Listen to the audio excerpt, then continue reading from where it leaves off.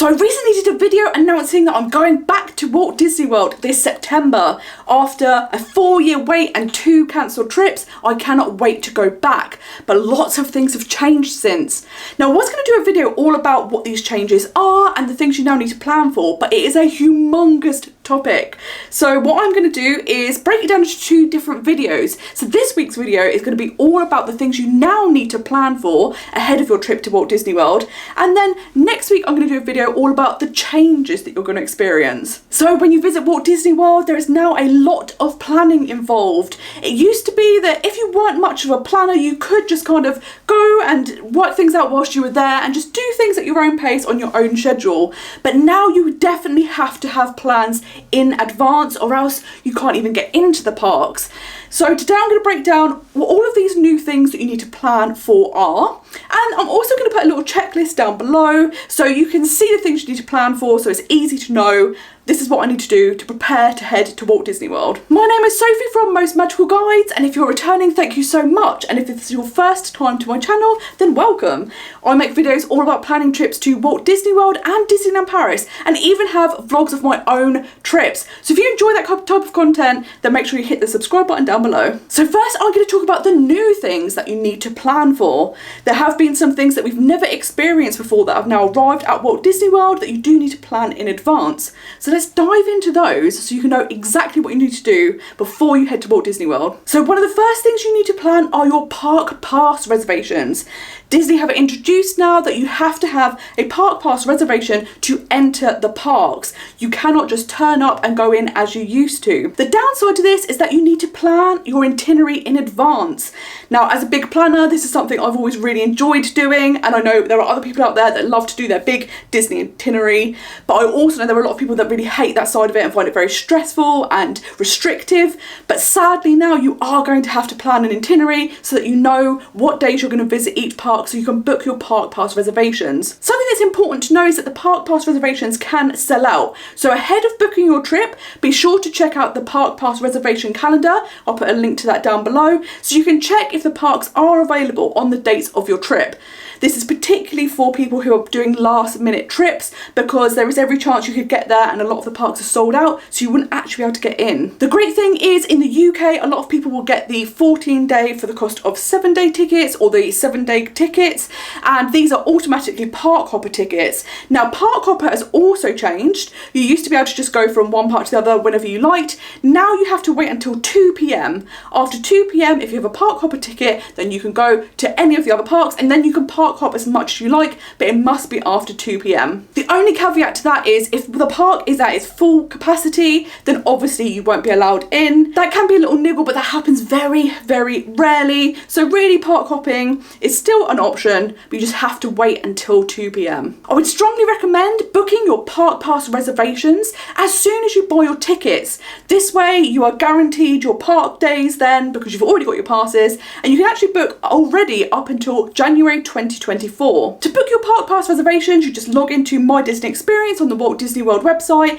and there it is, very simple process. You just click book park reservations and you go through and book all your days. It's also worth noting that you do not need to make Park Pass reservations for the Disney water parks or for Universal Studios. It is only for Magic Kingdom, Epcot, Hollywood Studios and Animal Kingdom that you need to make Park Pass reservations for. If you are planning your itinerary, you may be looking at crowd calendars. These used to be really helpful to kind of work out which days to visit each park. Unfortunately, this year has been unlike any other year. The parks have been unbelievably busy, and everything we've learned has kind of gone out of the window, because now we don't really know how busy the parks are going to be, or if they're just going to be permanently busy. I think one of the reasons we're seeing this is because a lot of people are having to go on their rescheduled trips, particularly if you had travel vouchers that needed to be used up by the end of this year.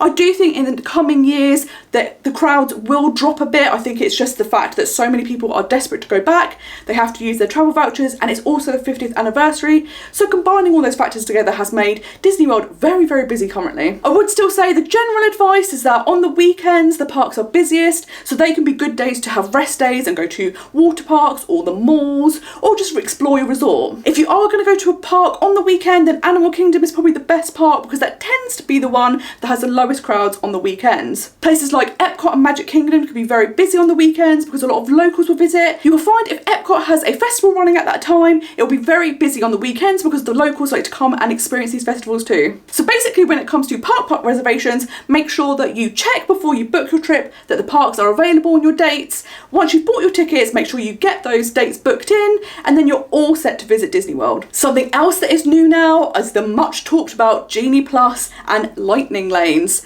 The free Fast Pass is no more. You no longer get 3 free Fast Passes, and instead it's been replaced by Genie Plus and individual Lightning Lane passes. Genie Plus is a queue skipping system, and for $15 a day, you can skip the queue for up to 40 rides across all 4 parks. Unlike Fast Pass, you can actually book in different parks, so you can park hop and use Genie Plus, which is nice. Now, although they say it's available for up to 40 rides, on average, you're probably going to get about 3 or 4 rides in. So don't go in expecting to be able to do all of the rides if you buy Genie Plus. Some basic details to know about Genie Plus is that you can purchase it from midnight on the day that you plan to visit, and then you can make your first park reservation at 7 AM. Something that's different to Fast Pass is that you cannot book in advance of your trip, and also you can only book 1 reservation at a time instead of at Fast Pass where you could book 3 for one day. What I would say is make sure you get straight onto My Disney Experience at 7 AM and book your first reservation. The super popular rides do sell out within minutes for the whole day,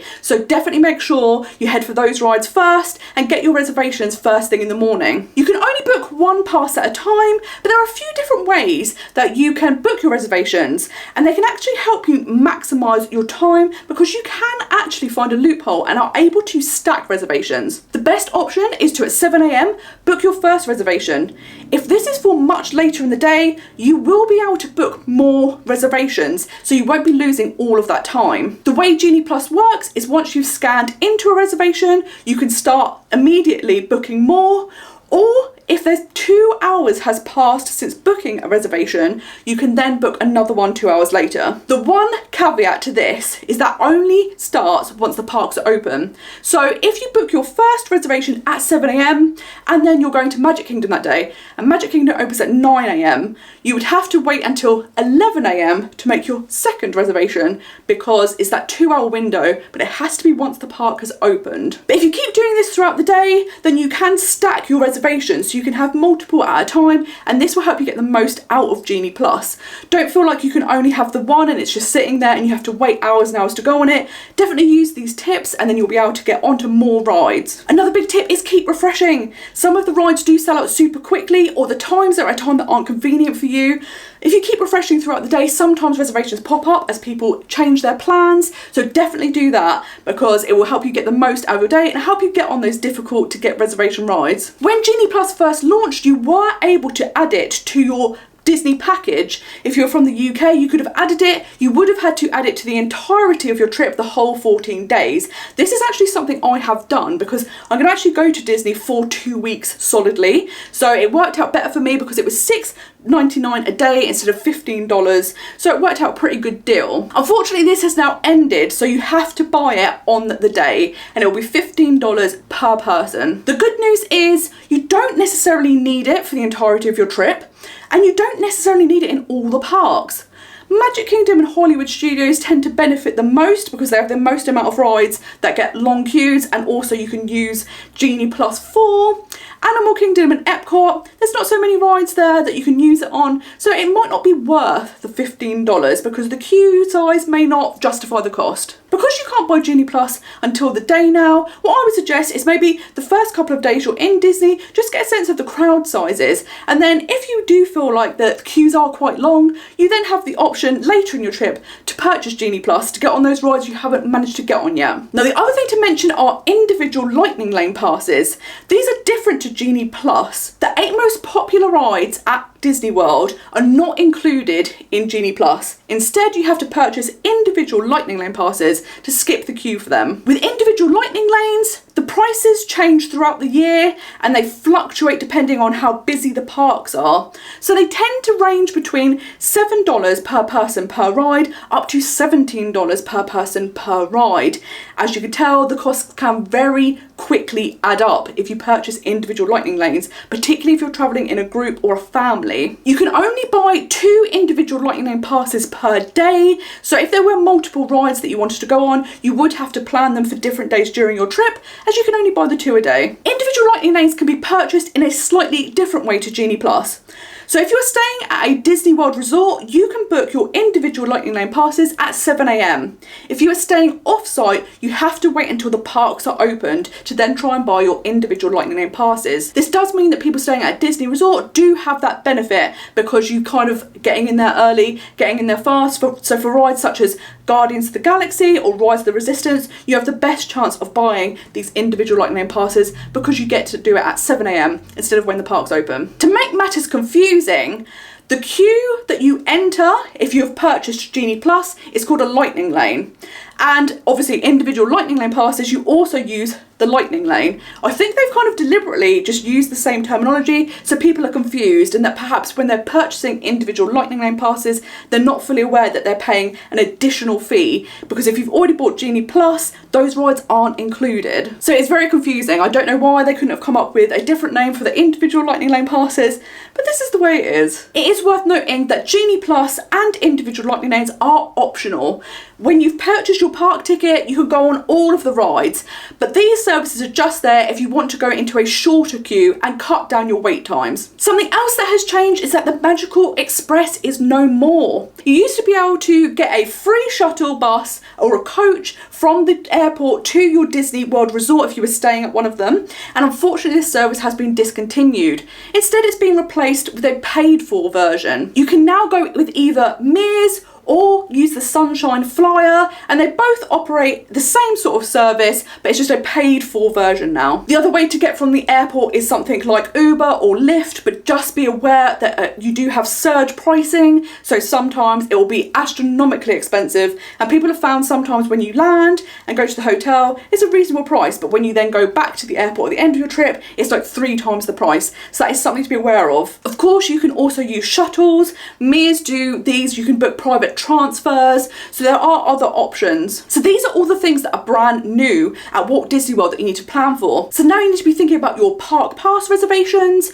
Genie Plus and individual lightning lanes if there's something that you might be thinking about purchasing, and how to get from the airport to your resort. Now I'm going to cover the things that you've always had to plan for, but some of them have things that are slightly different now, so I'm going to cover that so you know exactly what you're preparing for. If you want to eat at a table service restaurant at Disney World, you've always had to book dining reservations.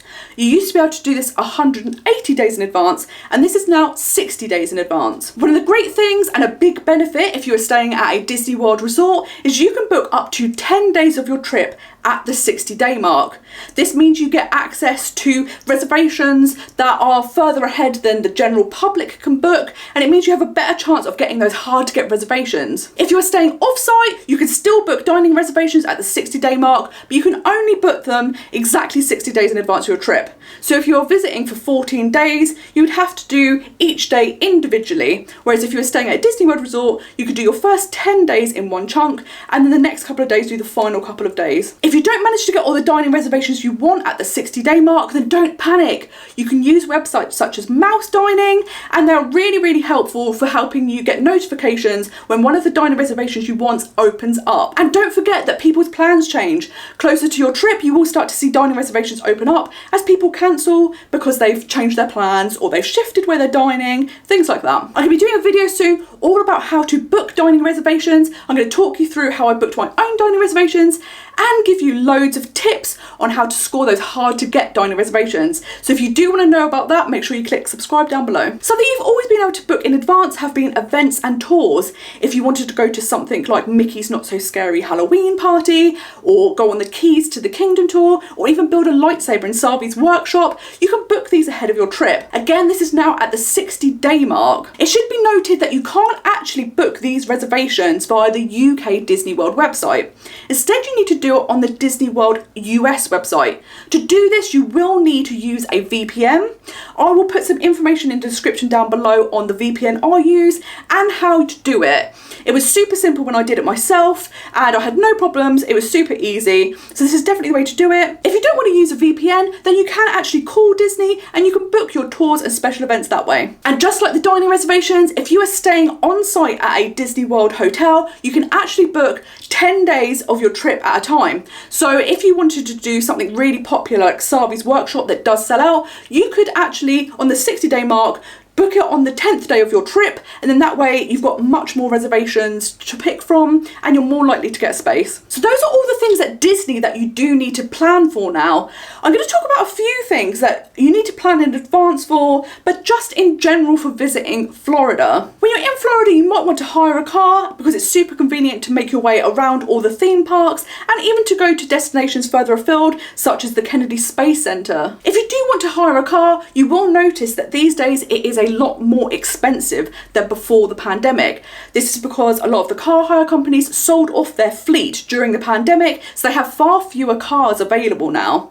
This has in turn made the costs skyrocket. The past few months we have started to see these costs start to come down, which is fantastic news. So it is good to keep checking, and it's one of these weird things that it may actually be worth waiting a little bit to see if the prices come down, whereas normally if you book early, you get the best prices. Who I use for car hire are a company called Discount Florida Car Hire.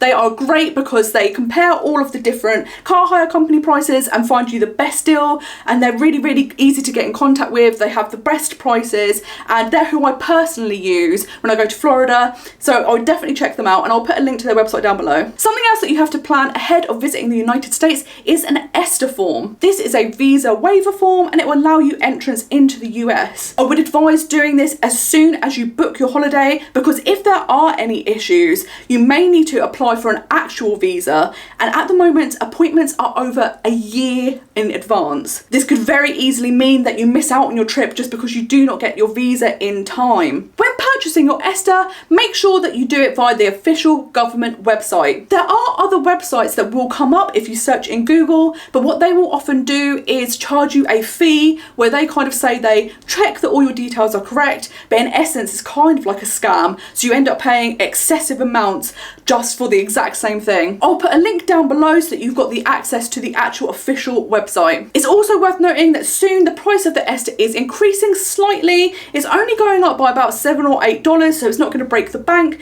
but it is worth noting that that is coming soon. So those are all the things you need to plan for when you're visiting Walt Disney World now. Things have changed. How you visit Disney is very different now, so I hope this video has been helpful so you've got all the information you need when you're planning your own trip. Like I said, next week I'm going to be doing a video all about the differences you will experience when you visit Walt Disney World now, because there are a lot. It's really different, guys. Things have changed. But thank you so much for watching this video. I hope it has been helpful, and until next time, I hope you have a most magical day. Bye bye.